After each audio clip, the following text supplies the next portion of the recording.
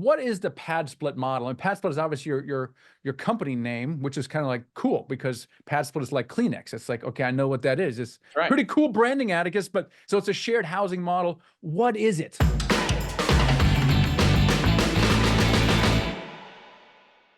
Welcome everyone here to the show. I can't say show, it's webinar and a show.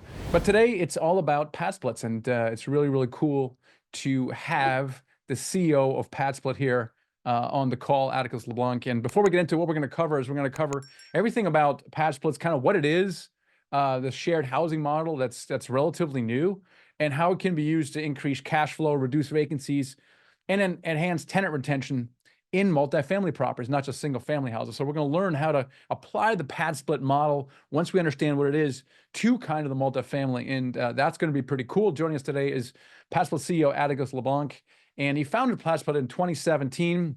And one of the motivators, of course, besides increasing cash flow and things like that, is to start solving the affordable housing crisis. And this is pretty cool. And has over a decade of experience in shared housing models, and then developed this software platform and service platform that allows other entrepreneurs to turn their rentals into PadSplits. And that's pretty cool. So with that, welcome to the show, Atticus. What's going on? Thank you, Michael. Appreciate it. Yeah. And Garrett Lynch is, appreciate the yeah, opportunity.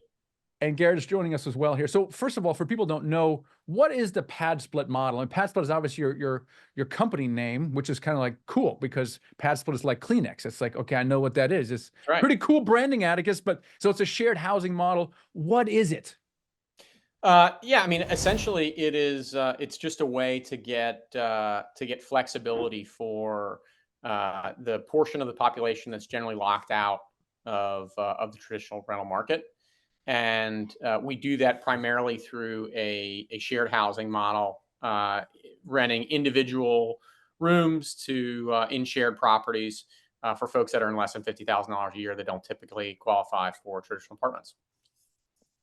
All right, say a little bit more. What does this look like? So there's a house, there's a rental, okay, and it's not a rental, it's not a short-term rental, it's not a long-term rental. What does it look like, this house? Just describe it a little bit more. Yeah. So typically it'd be, I mean, if anybody's been in a dorm in college or shared a house at some point in their young adult lives, it's not necessarily different. You have a private room to yourself. Most of our hosts have either keyed locks, mechanical combination locks, sometimes electronic locks on those bedrooms. There's generally a Wi-Fi connected lock on the exterior of the property that everyone uses. They'll have a specific code that provides access for them individually. Kitchens are shared. Sometimes bathrooms are shared. Sometimes they're private. And then some people do studio apartments as well, like motel conversions, office conversions, even traditional apartments, simply because the lease up rate is usually a lot faster. Okay, so the idea is that you have a house and it's a 3 bedroom or two. Well, like, what's the ideal house to use this for, and what do you got to do to it, and then what does it look like when you're done? Yeah, so sometimes you don't have to do anything to it, but always furnished. So furnished, all utilities are included. So that's a pretty key differentiator between traditional multifamily or single family rental and the pad split model. Because again, like it's flexible and accessible. So all utilities include all furniture. That's across the board. In some cases, you have 4, 5, 6, 7 bedrooms in a single family home or a really large apartment, and in some cases, it's just a studio.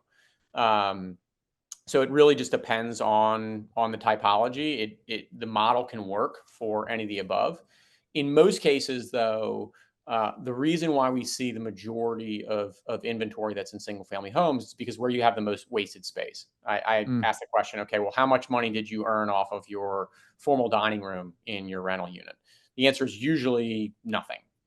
And the difference between that formal dining room and a traditional bedroom is nominal, if anything at all, and is often just a question of furniture. And so if you can put a bedroom in that room and you have 2 points of egress and you have a door on the room, and you can generate an additional $800 a month in net revenue, well, geez, that sure seems to make a lot of sense. And you end up making significantly more net operating income. On average, our hosts usually see, even after our fees, property management, et cetera, about 2x better net operating income compared to what they were doing before, which is a Wow. long way of answering your question to say, look, if you can get more bedrooms, the pro forma certainly works out better. But in a lot of cases, owners just come to us because they know that we have access to this 1/3 of the rental population that otherwise they couldn't touch. And it fills those units much more quickly. And they earn more money simply because of a reduction in turn costs and vacancy loss. So you say the income typically goes up by double. So if there's a long-term rental, let's say that's producing let's like $1,200 per month, and one converts it into PadSplit, it would basically generate 2,400 rough That's numbers. Yeah. So gross, if it rents for $1,200 now, again, we're talking about different properties here, and I'm using an average number.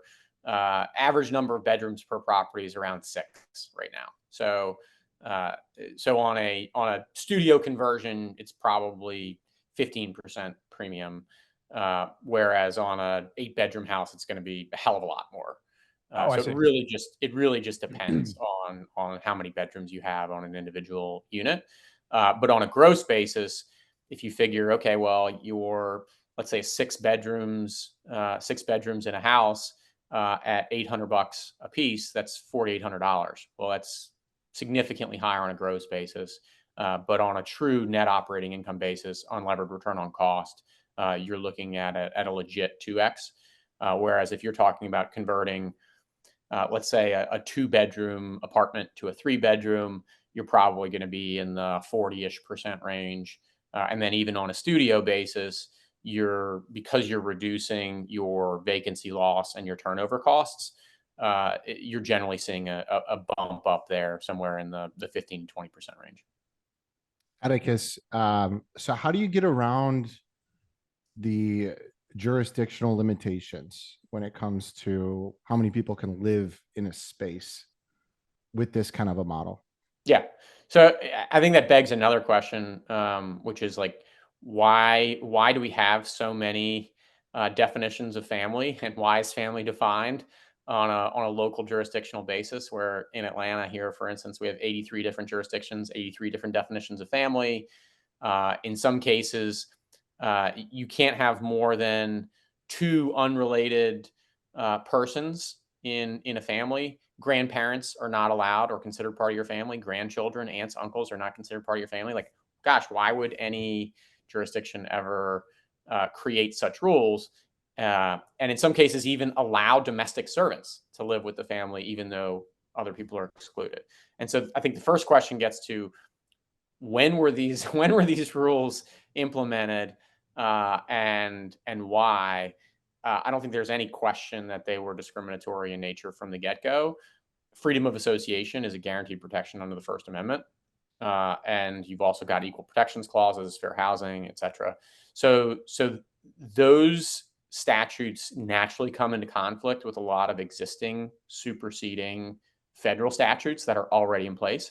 And so in some cases, it's simply a question of illustrating that, either to a local official who may be more empathetic and is interested in solving their affordable housing issues. In other cases, it's a judge. And we do both.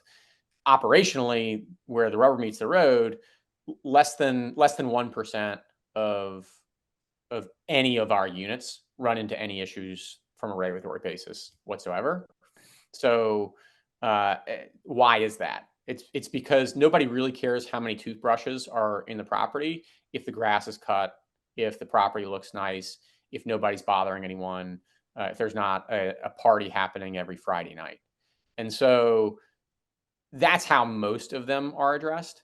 As a platform, what we do is ultimately create a legal structure that provides an argument that can work in each one of those scenarios, regardless of whatever that local definition of family might be. But clearly, location, it matters, right? For example, I'm sure that some jurisdictions are going to be more challenging to do this than others.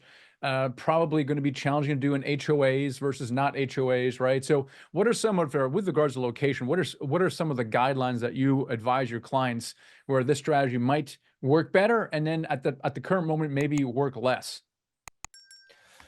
So yeah, I mean, in terms of like HOAs as a specific challenge, like uh, I would hesitate to recommend that anybody go into an HOA where they can literally change regulations at the drop of a hat.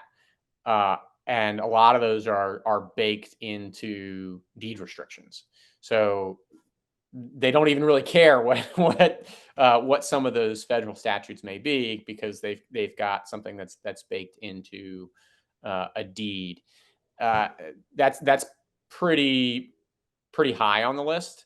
Um, and beyond that, it's really just a question of where do you think there's the most demand, and where do you struggle with occupancy or fill rates or affordable housing generally, where you think there is an opportunity for a better solution.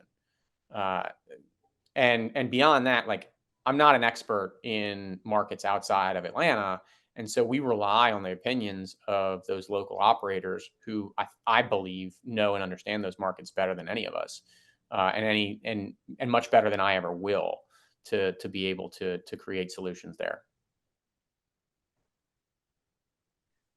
So generally, would you say that you guys set up some legal structures in areas you've maybe mastered the jurisdictions in Atlanta, but outside of that, you guys don't have much legal structure for now with that kind of setup? Oh, we're in 21 major metros across the U.S. So Okay, we're so we're you guys pretty are pretty spread comfortable out. operating anywhere. I So, mean, we're so from there's the not really a risk in you redoing like we have to go and change the apartment, right? Like we have to go put new Sure. walls in, change up the structure of it. There's not a risk you go and do that, and then you run into some issues that the county comes and knocks on the Yeah. door, or the city comes and, hey, you can't do this anymore. Has that ever happened? Sure. We've seen. I mean, we've had 35,000 plus stays at this point. So, Yeah. Garrett, I think we've seen just about everything that there is to see. Yeah. Um, eh, Two key distinctions. If you're talking about multifamily, like, it's in the word, right? If you're multifamily zoning, you're multifamily zoning, and so you very rarely. I don't think we've ever seen a case in multifamily where someone's run into a regulatory issue. Um, but as long, like, the bigger question is, if you're putting up a wall in an apartment, then the question is going to be, well, did you get the permits to build the wall, and was a permit Yeah. required? Like, that's the question. Um, and otherwise, it's much less of an issue. But yeah, I mean, we've certainly run into and seen regulation issues or questions around uh, how many people can live together, or is occupancy compliant with IBC or IRC. Like, we don't impact IBC or IRC, so, like, follow the occupancy guidelines. The question around occupancy, if it's just a zoning question, that's really where we come in and offer expertise. But, like, we're not going to overrule fire code or IBC or anything like that. And most of those are universal.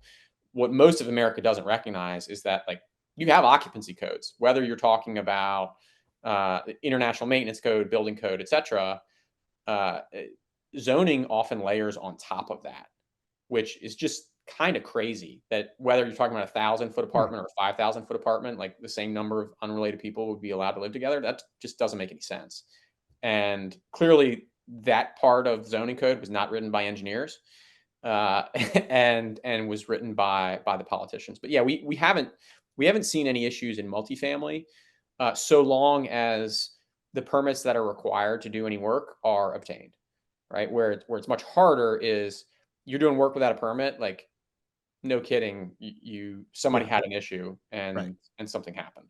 Well, you get the same issue on house flips, right? So if you do that, it's Yeah, risky. If you don't pull permits, you save time and money, but if you get caught, it's gonna cost you yeah, both. exactly. Now let's talk a little bit about the management side of things, right? To what, because now, you have one tenant normally in a traditional long-term rental, and now you have a bunch, and they might only stay a week or two or three or four. And it seems like to me, it like 10x is the management overhead. How do your operators solve this using automation or things of that nature? Your platform, maybe even, how does that, so it's going to be 10x the headache, right? Is it really the case to get that, additional income, or is it maybe about the same or maybe even less? Great. Yeah, great question. I'm going to give you some background first, Michael. So I still am an investor, developer, multifamily owner, operator, have been long before I came to the idea of PadSplit. Have owned and managed over 650 units, have done SFR, started shared housing in 2009, have owned both large and small multifamily complexes and operated same. Uh, there are pros and cons to a rent by the room model. But what I saw, certainly between 2008, when I started buying property, to 2016, was as I was comparing P&Ls between single family rental, multifamily rental, commercial, rent by the room. The rent by the room returns beat the pants off of everything else. But to your point, it was a lot more work. It was just way more operationally intensive. I was collecting rent via usually money orders from the property multiple times a week. And there was just so much operational struggle that had happened, that even though it was consistently higher returns, there was difficulty there. And that's ultimately why I created PadSplit as a services business, so that really anyone with a traditional investor operator mindset could get the benefits of this increased return without all of that additional work. It is still more work than SFR. I would argue, compared to multi, it's not, I mean, it is a different type of model, but I do not think it is more work. It's certainly not more risk. And I'll give you some examples. Like in a multifamily setting or single family, when you have a rental unit, your visibility as a landlord ends at the front door, right? So this house behind me, this was actually the first PadSplit prototype. The reason it was the first PadSplit prototype in 2017 is because I had a $46,000 insurance claim on that property from a tenant who was under eviction that absolutely destroyed the property, right? And so they lived there for 5 years, and that over that 5-year period, I'm thinking, oh man, this is great, long tenure. I'm just printing money.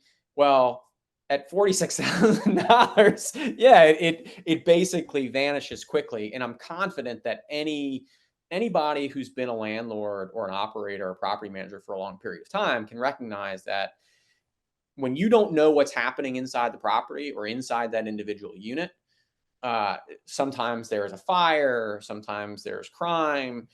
It's really hard to manage that risk. And so the pro and the con of a PadSplit model is I now have visibility behind that front door 24 hours a day, 7 days a week, 365 days a year, which means that the likelihood of having some similar claim from, I don't know, somebody cooking meth or somebody burning a house down or like a house getting destroyed is so much lower because of the ability for early intervention. I'm doing usually cleanings once or twice a month, sending out cleaners, sending out more regular maintenance requests, but it's generally more on the preventative side. The likelihood that somebody lets a P trap under a kitchen sink leak for years and rot out the whole cabinet, like that just doesn't happen nearly to the degree that it does in traditional multifamily or single family rentals.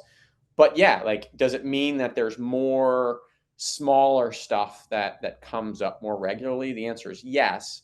And the PadSplit platform and our technology is generally designed to accommodate and address those types of questions, issues as they arise. And so it's more frequently, but lower touch and lower capex. Most of the capex you're doing is preventative rather than major responsive stuff where you might have, I don't know, $2,000, $5,000, $20,000 turn. Interesting. How compatible is this with professional property management, right? So there are certainly in single family house, you can hire property managers, and it kind of a, mixed quality that you get. In multifamily, quality slightly a little better, I suppose. But to what degree can I put a professional property management in place, either single family, but also, how compatible is it to more traditional property managers for multis? Are they embracing this somehow? Are they adjusting in other words, how compatible can it be made? Or is it really incompatible? You have to kind of self-manage or bring in maybe a specialized property manager that focuses more on PadSplit. Yeah, it depends on the property manager is the answer. I mean, the roles and responsibilities are different.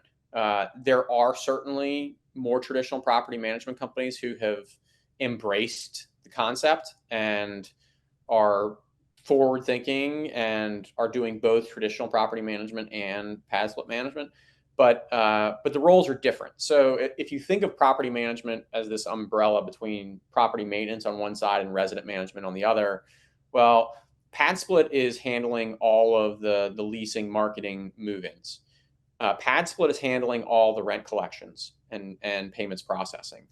PadSplit is handling overwhelming majority of customer service, where we've got 24/7 customer service. We also have baked into the platform communications mechanisms where if a resident is reporting for a maintenance work order or something, it can go through our system and either report into whatever platform you're using now, if it's Yardi or Rent Manager or what have you, or it can be entirely on our site. So there's a lot of that stuff that's already built in. What you find is it's much more of like a higher level maintenance manager, and then some services that weren't necessarily included already. Like in single family rental, for instance, a lot of companies don't have lawn maintenance as part of that, and they expect the tenant to do the lawn maintenance. Very few do cleaning, right? And so there's kind of a Venn diagram overlap there with Airbnb, where like you're going to want cleaners to go into the property at least once a month just to check and make sure everything's copacetic. And so it's a little bit different set of responsibilities. We have some property managers who operate on a flat fee. So like in a traditional property management sense, they may say, oh, well, we're just going to charge, I don't know, $200 a month for this particular property.